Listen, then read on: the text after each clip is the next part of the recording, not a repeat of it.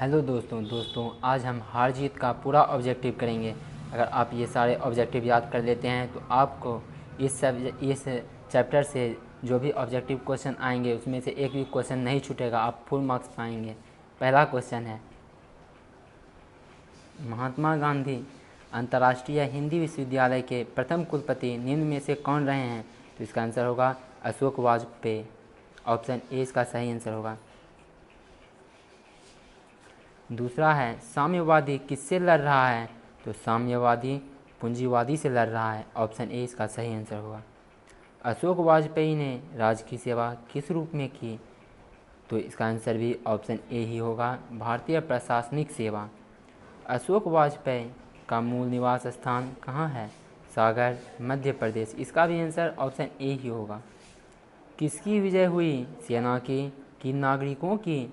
पंक्ति किस पाठ से दी गई है? तो हार जीत से। इसका भी आंसर ऑप्शन ए ही होगा। कहीं नहीं वहीं कविता संग्रह किसके द्वारा रचित है? तो इसका आंसर ऑप्शन बी होगा, अशोक वाजपेयी के द्वारा।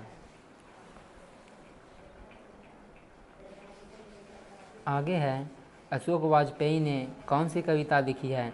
तो हार जीत। अशोक वाजपेयी की मां का नाम क्या था? तो निर्मला देवी। ऑप्शन सी इसका सही आंसर होगा। अशोक वाजपेयी का जन्म कहाँ हुआ था? तो इसका आंसर होगा ऑप्शन बी इसका सही आंसर होगा, दुर्ग, छत्तीसगढ़। आगे है, हार जीत कविता वाजपेयी के लिए कविता संकलन से दी गई है? तो कहीं नहीं वहीं से ली गई है। अशोक वाजपेयी ने किस विश्वविद्यालय से बीए किया? तो सागर विश्वविद्यालय से। अशोक वाजपेयी ने किस कॉलेज से एमए किया?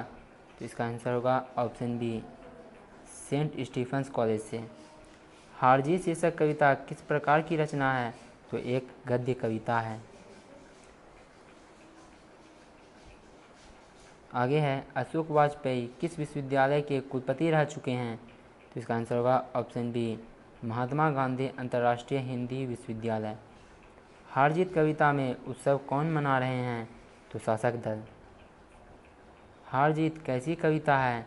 गद्य कविता है।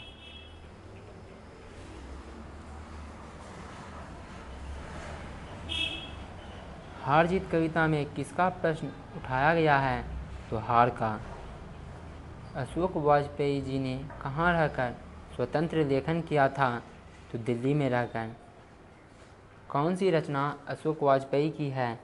तो इसका आंसर होगा ऑप्शन बी, उम्मीद का दूसरा नाम। एक पतंग अनंत में किसकी रचना है? तो अशोक वाजपेयी की। कौन सा काव्य संग्रह अशोक वाजपेयी द्वारा रचित नहीं है? तो गंगा तट। तत्पुरुष किसकी रचना है? अशोक वाजपेयी की। इबारत से गिरी मात्राएं शीर्षक कविता संग्रह किसकी रचना है? तो अशोक वाजपेयी की।